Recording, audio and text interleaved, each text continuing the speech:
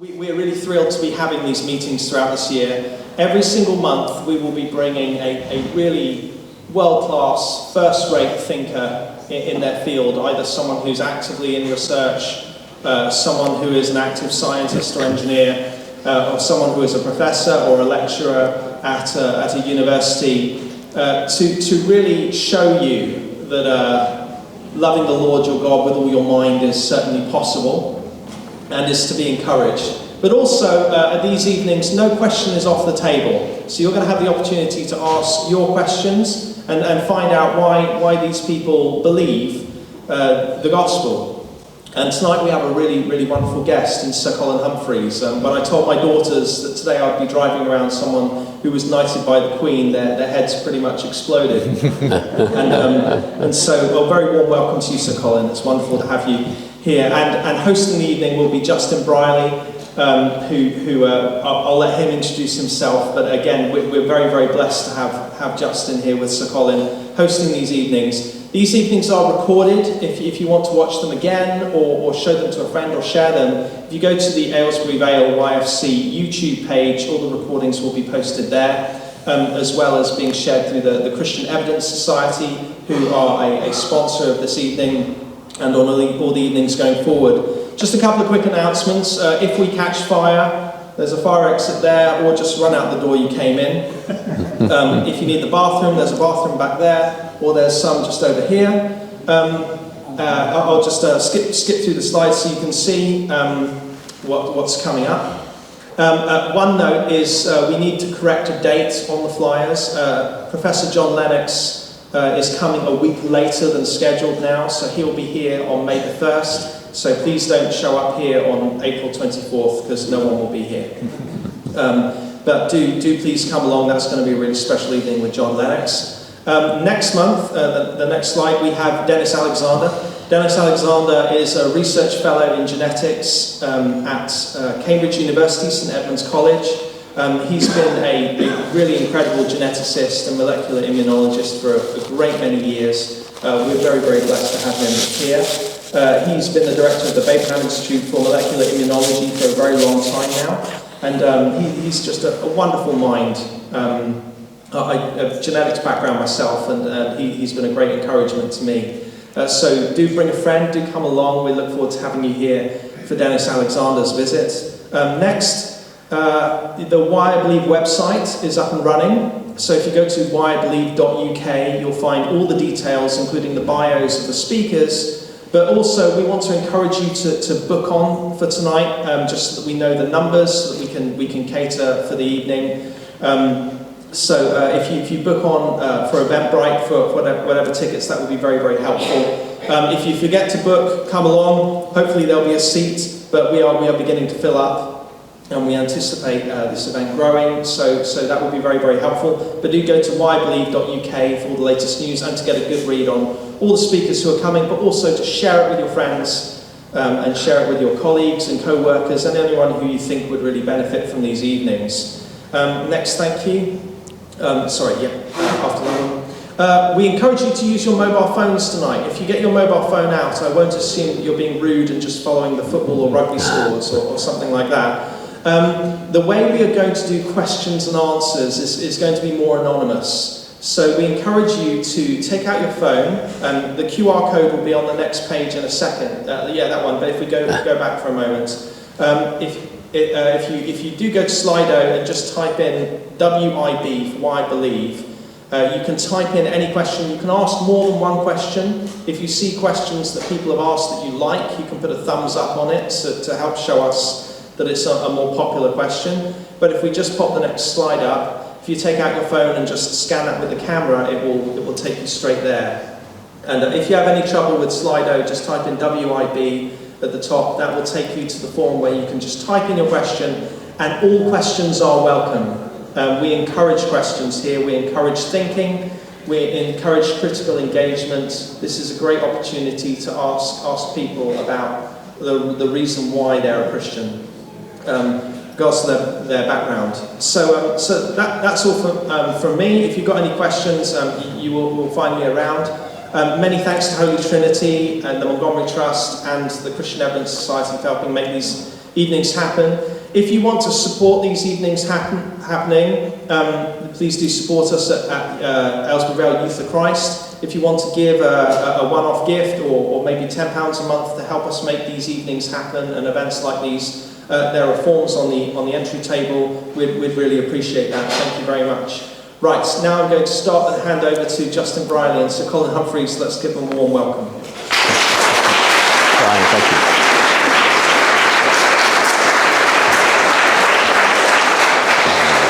Thank you very much. Well, good evening. It's lovely to be here again in Aylesbury, and thank you so much for coming out this evening. I'm really looking forward to the conversation that we're going to be having with Sir Colin Humphries this evening. Why I Believe is a monthly series in which we are speaking to some really wonderful thinkers about why they believe. And we're going to be having a conversation. I'll be having a conversation with Sir Colin Humphries in just a moment. But you get to ask questions as well, as Sam said. So do be thinking of your questions as we talk, and do feel free to put them on the Slido app. And we'll get to as many of those towards the end of the evening as possible. Let me give a quick introduction to Sir Colin. Now, when I was looking up all the credentials of Sir Colin Humphries, it was hard to choose exactly what to say about him. He has done so much. But Sir Colin Humphries is a Professor of Material Science at Queen Mary University of London, and he's held positions at Cambridge University and the Royal Institution. He's won numerous prizes for his work in science, and his services to science have earned him a CBE and a knighthood 10 years ago. But above all, Colin is a Christian, and we'll find out today how he puts his science, his faith, and the Bible together. So once again, please give a warm welcome to Sir Colin Humphries.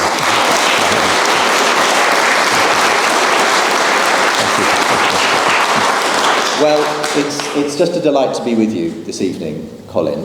May I say Colin instead of Sir Colin every time? Is that okay? I only use Sir Colin when I'm booking airline tickets. You might get upgraded. Yes. Yes. First question then, what's it like to be a Knight of the Realm? And I assume you obviously got to meet the Queen in person when it all happened. Yes, well, it's a privilege, and just hold that a little closer. But, yeah, no, it's a great privilege, and the Queen's just a wonderful person. I mean, it's a great loss to the country, but I mean, she was a Christian, and she had this wonderful Christian messages she put across in a Christmas broadcast, and I think she was just a wonderful person to have as a monarch. And now I think I made her smile when I got the knighthood, which was good. Good. I had what a did good you conversation. Say to make her smile? I don't remember, but I know she did. So that was good. We had a laugh together. Yes. Well, it's great. That's a pretty unusual thing to have on your CV. But tell us a little bit about you first of all, and the areas of science specifically that you work in, Colin. Let's start with that.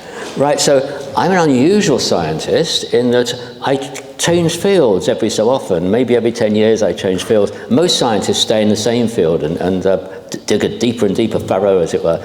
So I started for my PhD at Cambridge doing X-ray diffraction of materials, and I moved on to electron microscopy, and I was particularly involved in interpreting electron microscopy images. So if you have an optical microscope, look at optical microscope of a leaf magnified, it still looks like a leaf. If you put a leaf in an electron microscope, the image looks nothing like a leaf. So I was involved in looking at the image and working back to what the object was. And then I went out to United States Steel. They got a 1,000,000-volt electron microscope. They invited me out in the summer because they didn't know how to interpret their images. And they were getting some moon rock delivered, the first moon rock, I think, from Apollo 11. Oh, wow. And so they asked me to go out there and help them to interpret those images, which was interesting. Gosh, yes. So you got to look under a microscope at some of the first rocks that came from the moon. That is right, yes. Wow, that's fantastic. I mean, it had huge publicity. So the moon rock came in a huge cavalcade of motorbikes, then police cars, then this lorry with a huge wooden crate on the back, then more police cars, then more motorbikes.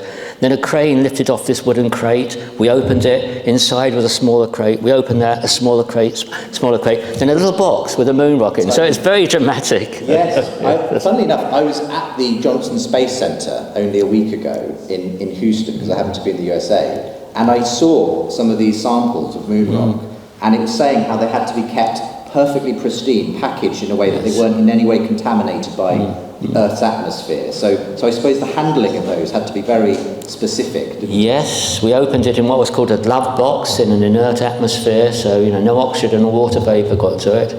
And the interesting thing was, we put it in the electron microscope, and we found all these new phases of minerals which were unknown on Earth. Wow. And they were about to publish there, and I said, how do we know they don't exist on Earth? Because it turned out this moon rock was more studied in the electron microscope than any Earth rocks have been. This intense effort. And so we looked more carefully, and every feature of the moon rocks we found in Earth rocks in the end. So part of the evidence, the moon came off the Earth. Wow. So, yes. I could just spend the whole evening talking about moon rocks. Right, yes. But we should probably talk about more generally what all this means, because this is part of your wider work in what you call materials science. Yes. So tell us about that, because obviously you do a great deal of research into the nature of different types of substances and materials. What are some of the practical implications of the scientific research you're doing, though? Right, so and I'm working on graphene now, which I'll come to in a moment. Before that, I was working on gallium nitride.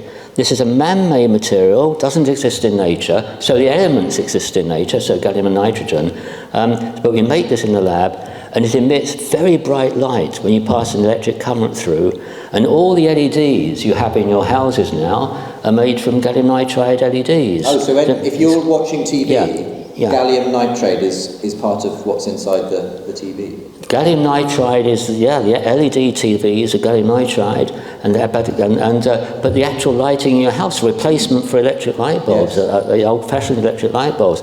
And I was involved in reducing the price of those. The first ones, Buckingham Palace had the first ones. They cost about £60 for, one light bulb, the first ones. And now they cost just a few pounds. So I was involved in price reductions, and now we patented that. And then Plessy in the UK took up the manufacture, and now they're manufacturing micro-LEDs based on our technology. They still do it in England, so this is a very practical application. Yes, and obviously everyone's being encouraged to switch over to these forms of lighting because they're much more energy efficient and everything else, aren't they? Yeah. So. Yeah, you save your electricity bills, you save 15% of your electricity bills if you have a LED lighting, so it's significant. So people are actually saving billions of pounds from this. That's amazing. So that's the gallium nitride. Yes. Graphene. What's graphene? Tell us about that. So graphene is a unique material. It's a single layer of carbon atoms. It's the thinnest material in the world, and it's the best electronic conductor in the world. So, it's quite unique. Discovered just in 2004, got the Nobel Prize to two Manchester scientists in 2016, something like that. But the problem is making it useful, because these Nobel scientists did a very simple experiment. They took a block of graphite, which is the lead in people's pencils, graphite, and they put sticky tape on each side of the block, peeled it off, separated out layers of graphite, and they kept on doing this until they got down to a single layer, which was graphene, which had these remarkable properties. Right. And so, but it's tiny flakes, and so you can't manufacture electronic devices from tiny flakes of graphene. They're also transparent, so you can't see them, so it's very hard to make anything from them.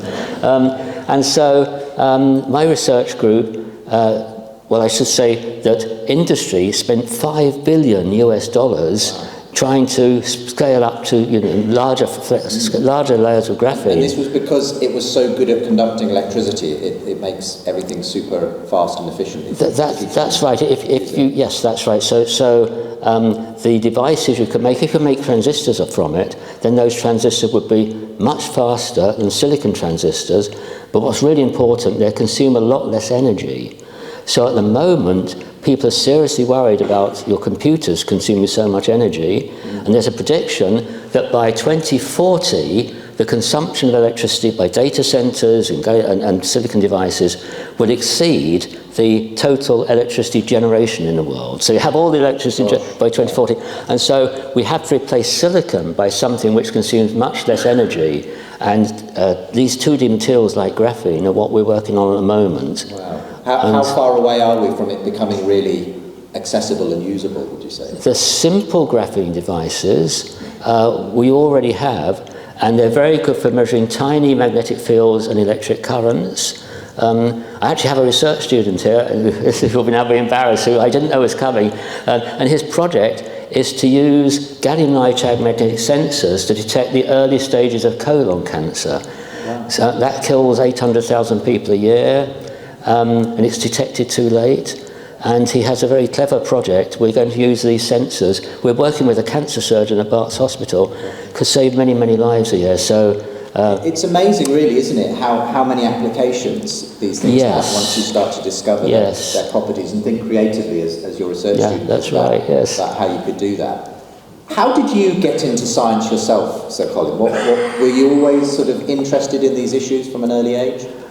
I got into science because on my 8th birthday, my parents took me to London as a treat, and we were walking along the Strand, and I passed a shop which was called Watkins and Doncaster's, and in the window there were these amazing butterflies and moths. So there are butterflies called morpho butterflies with iridescent blue wings, and you moved your head and they became green, and they had moths with a wingspan of 12 inches, you know, called the Atlas moths. So I dragged my parents into this shop, and they came in because of my birthday, and this shop was selling eggs of exotic moths, which came from Africa and India and other countries. And so I said to my parents, can we buy some eggs and take them home, these moths? And so my birthday again, so we took these eggs home, and at home I stimulated the steaming jungle. So I got a wooden crate, put a piece of cardboard halfway up, put some blotting paper on the top, wetted a blotting paper, put the eggs on top, and underneath I put an electric light bulb and plugged it into the mains. So the electric light bulb heated the blotting paper, and it was wet, steaming jungle, and the eggs hatched out. Wow. And I think now it's a fire hazard. You know, my parents, we had this indoors. Yes, I'm not sure you'd be allowed to bring strange exotic moths over from another country either, and just hatch them in your bedroom either. That's probably true now, yes. Wow. So obviously this scientific spirit was there. Yes, it was there, that's right, yes. Though in a sense that was expressed then through biology, botany, especially. Yes. But you eventually really found your niche in physics, didn't you? I did, yes, and I thought, you know, I could breed butterflies, as it were, as a hobby, or do other biology as a hobby. So yeah, I really liked physics because it was really so fundamental. And at that time, the best biology was being done by physicists. So, you know, the DNA structure, the double helix, were physicists, Crick and Watson. And so physics was a subject to do, and relativity fascinated me, the nature of time, yes. Yes, and obviously so much of that, again, we're using in all kinds of different ways, in practical ways these days. Right, yes. Tell us about you growing up, though, when it came to faith. Was there a sort of faith element in the household that you grew up in? Yes, so my parents were both Christian. My father was superintendent of the junior Sunday school and went to Wellington Street Baptist Church in Luton, born in Luton. And so I went along often 3 times on a Sunday to church, or twice on a Sunday. So I was brought up in a Christian household. And when did that become real for you, would you say? That, I made a decision to become a Christian about age 14, and it was a real decision. What led up to that? What would you say would spark that decision in you? I think challenging sermons, and you know, if you believe there was a God, then in a sense, I mean, that's the biggest question in life, isn't it? If there's a God who loves you, then that's pretty important. And so I was convinced that was right, and so I accepted Jesus as my Saviour at that age. Did you, as you were growing up then, with this faith, which obviously came to you sort of quite naturally, but also exploring science and the world around you, did you ever see a conflict between the science you loved and the faith that you held as well?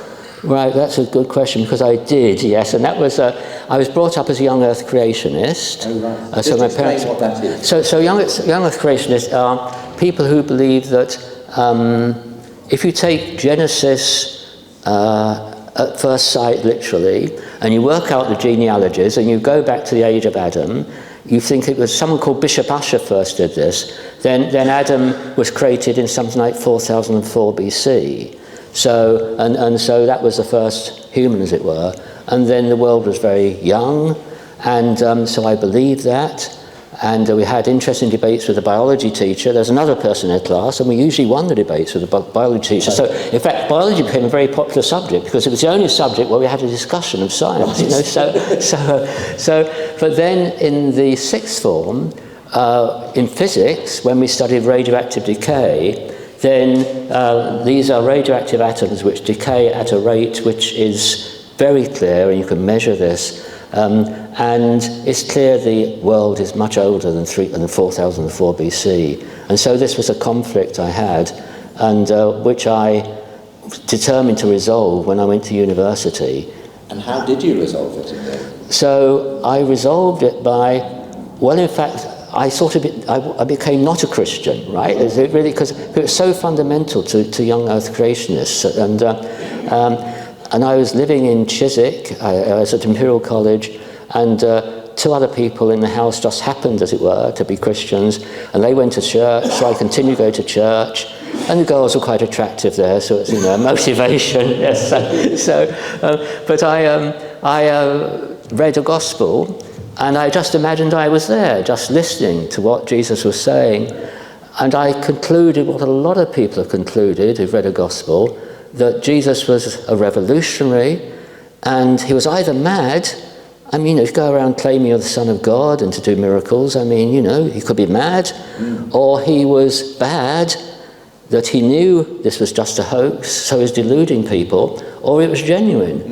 And, you know, I think those are the three main options, and it's not that easy to you know, go between them and think which one's right. But I concluded that Jesus was real, and the Gospels were real, and his message was real. But I also concluded, I'll do it later. I was having such a great time in university, and you so didn't want to commit right there. No, I don't want to commit right there and then. Interesting. So you were sort of grappling with the science issue, and that had kind of, when you'd realised the Earth is obviously very old, that sort of obviously created this dissonance with this young Earth creation version of Christianity you'd grown up with. But then you were challenged by the Gospels and the person of Jesus. And you were sort of, well, shall I step back in or shan't I?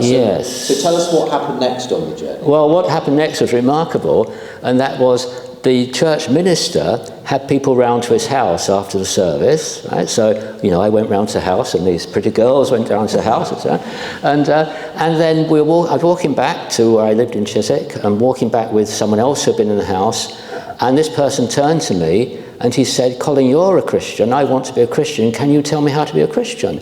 And I thought, what do I say? Because I knew how to tell him how to be a Christian, but, you know, I decided not to be. I wasn't sure as a Christian. That's right. So I thought, I can't tell him I'm unsure because I shouldn't destroy his, you know, faith. On the other hand, if I tell him, it will have no conviction. So I sort of chickened out in a way, and I said, look, tomorrow you should go see the minister and talk to him, which was probably quite a good decision, right? But I then went home, and I thought, went home to my digs, I thought, I have to make a decision. I can't sit on the fence like this. So I then committed my life to Jesus that evening. Gosh. So it's an interesting story. That's right. God works in mysterious ways. Yeah, absolutely. And I think everyone's journey at some level is often sometimes you're in, sometimes you're out, there's grey areas, but eventually it's about arriving at that trust in the end, whatever the route that you took along to it. Yes. But how did you, I suppose the remaining question is, well, what did you do with this, the fact that you had grown up with this view that the Earth is only 6,000 years old, the Bible, you know, points to this young Earth and so on, and that obviously was a contradiction with your science. So how did you reconcile that in the end? So I reconciled that in the end by believing, and there's a lot of evidence that evolution is the way that God chose to create life on Earth. I mean, I have a lot of respect for young Earth creationists because my parents were, and I met many people, and probably in this audience, many people very genuine. And so there are this wide range of Christian views about creation and evolution. But I then, at a bit later stage, I wrote a book on creation and evolution aimed at sixth formers in schools, published by Oxford University Press, which was quite widely read and widely used. I just set out the evidence for both and let people choose. So when someone says, well, look, the Bible says in the first couple of chapters of Genesis that the earth was created in 7 days, and yet evolution is this process over millions of years of gradual development of life. how would you simply put those two things together in that sense? Right, so there are different ways of doing this. One way which I find quite attractive was suggested by an archaeologist some time ago, who said that the 7 days of creation, which are, the evening and the morning were the first day, which is a rather curious expression anyway, were days of revelation to the writer. So there was essentially 7 days of visions or dreams at night, where this 7 days were the revelations, and his first day was, and taking the story literally is extremely difficult, because there's light on, I think, the first day, let there be light, but it's only on the fourth day that the sun and moon are created. So if you really take it literally, you've got problems. And also, if you take it literally, the word Adam is not a Hebrew name. There's no one else in the Bible called Adam, and the Hebrew word for Adam means mankind. And so that's a rather clue that, Adam's not to be taken as a literal person. It's mankind. It's what happens to all of us. So this is a story more, you came to understand this more as a story about sort of why God created rather than a scientific account. That's right. Yes. Yeah, interesting. I mean, again, there's so much more we could cover in that, but I'm aware of time, and there's much more to talk about. Because you've continued to, in your adult career, aside from the brilliant science you do, continue to look at the Bible and the Old Testament. And the last time I had you on my Unbelievable show several years ago, you were in discussion with an atheist talking about the miracles in the Old Testament. This was a fascinating discussion based on a book you wrote in 2004 called The Miracles of Exodus. Now, as it happens in our church, we're just doing a series on Exodus, and we're about to come to some of those well-known stories of the plagues of Egypt, and of course the crossing of the Red Sea and the division of the water and so on. These are very well-known stories, but I can imagine lots of skeptics saying, well, they were used to spinning yarns and fables back then and so on. But your book, very interestingly, brought a kind of a scientific eye to these phenomena in the Old Testament. So tell us about what you were trying to do by looking from a scientific perspective at these grand miracle claims in the Old Testament. Right, so I think if you're a scientist, then it's a sort of life-consuming thing, like being a Christian is. And so I read the Bible through the eyes of a scientist. I read the newspapers through the eyes of a scientist. And so when I was reading the Exodus story, it just occurred to me that many of the miracles have a scientific explanation. There's a modern science can give a mechanism to them, but they're still miracles because of the timing. They happen just at the right time. And so that's what led me to look at, what was actually happening there. Give us an example. So, the parting of the Red Sea. Yes. What did you look into when it came to that particular miracle? Right. So, that particular miracle, the Bible actually says it was a natural event. So it says that, if you go back to Exodus, it says that Moses stretched out his hand over the Red Sea, and the Lord sent a strong east wind which blew all night. So it doesn't say, God came and clicked his fingers. This strong east wind blew all night. And so as a scientist, I then knew that there was a mechanism called wind set down, which is well known to geologists. So, for example, this glass of water... Shall I hold it up? Well, right, this glass of water, right. Okay. If you filled that to the brim and blew across the top, then you'll blow water out the other side. I don't need to do it because it's obvious. It's obvious, right? And so, and if you have a long body of water and the wind blows along it, it actually blows the water back. And this is, I think it's Lake Erie in Canada, America. That's had a wind blowing for many hours, and the height difference of water can be 16 feet from one end to another. From one end of the lake to the other. Yeah, it blows 16 feet difference. Yes, just from the wind. That's right. Yes, and on a seashore, the wind can be blown back, and shipwrecks can be seen. So it's a well-known effect. Yes. So your theory then is that this east wind that blew in that story effectively revealed some dry land for the Israelites to cross over and escape from the Egyptian That's right, yes. It has to blow for many hours. It gradually blows it back, and then it comes to what's called a steady state, where it can blow back, many, many hundreds of yards. How interesting. Now, The next question I have then is, well, was it a miracle in that case? Because, in a sense, you've just given a very good physical, natural explanation for this parting of the Red Sea, which we always assume is sort of a God-ordained event. So was it a miracle? Yeah, so I would say it's a God-ordained event, right? But at the right time. So I would say that God is responsible for that, for our natural world. God created our natural world. And so the natural thing for him to do is to use our natural world to perform some of his miracles. Not necessarily all of them, but some of them. And because God won't break his own rules unless there's a particular reason for doing so.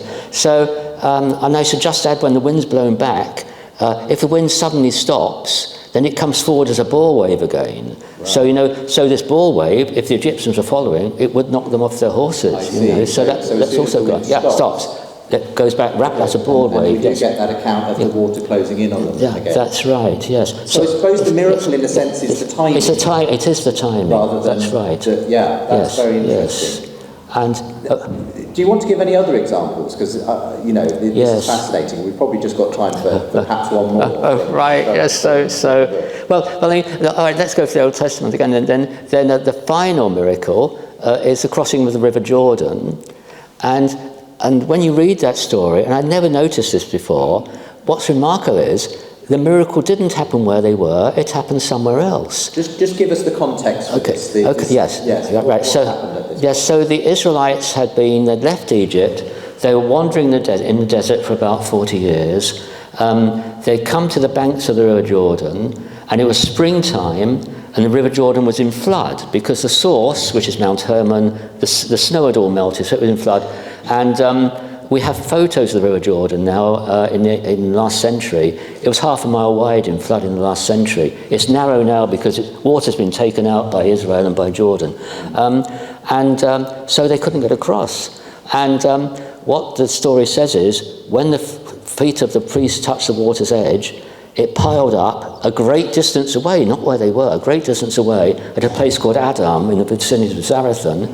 And so the miracle actually happened a great distance away, not where they were. So not likely to be an invented story. Crossing through water, but a different type of activity happening. So a different type of activity. So I think so. I mean, how did the writer know it happens great distance away? So of course, what would you have done? We would have sent scouts out there. So what happened? Why is it all stopped and where is it dried up? And when they went up there, I think they saw a place called Adam. What had happened? And in recent years, at exactly the same place called Adam, the Jordan has stopped. And it's due to an earthquake-induced mudslide. So it's an earthquake, the mud slides across the Jordan, and it typically takes 1 to 2 days for the water to get either over the top or to divert around it. That was last observed, I think, in 1926. And it's about every century or so that you get this, when there's an earthquake. So this is a known phenomenon, and so the Bible says it occurs at Adam. Ancient Adam is now modern Damia, and that's accepted by scholars. And at modern Damia, this is where this event occurs roughly every 100 years, well documented, down back to about 1100, when the documents stop. Yes. So again, a story, very ancient story in Exodus, but where there appears to be a good natural explanation. Yes. Again, I suppose the miracle for you is in the timing. Exactly, in the timing. Just when they were there. If they'd been there, a week earlier or later, it would have been flowing normally. Right. How interesting. Yes. So this is all, I love this because it's sort of shining a different light, a kind of scientific light on some of these well-known stories and miracles, showing why actually you can sort of trust actually the Old Testament accounts. Yes. These weren't just sort of half-baked, things. Yes. There's good reason to believe that such an effect would have happened and so on. But it doesn't, at the same time, discount the activity of God. It's God, as you say, working with the forces of nature to make these things happen. Yes, yeah. And tentatively, I would say he's working with Joshua.